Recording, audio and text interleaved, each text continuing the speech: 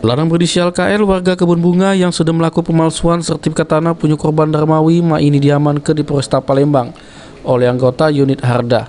Lanang sehari-hari sebagai karyawan swasta sudah melakukan aksinya dengan cara datang ke rumah korban lalu nawari jasa bikin sertifikat tanah serga 102 juta rupiah.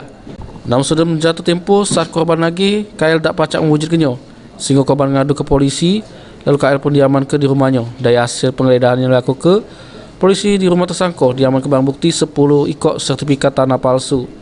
Kuat dugaan KL termasuk kelompok pemalsuan sertifikat tanah di kota Palembang. Baik ini polisi masih terus menyelidiki sama mengambil keterangan terhadap KL.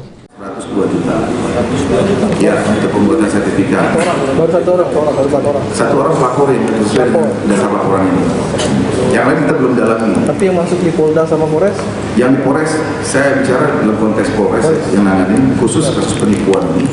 Itu sementara baru 102 juta. Kita akan kembangkan kepada sertifikat-sertifikat yang lainnya.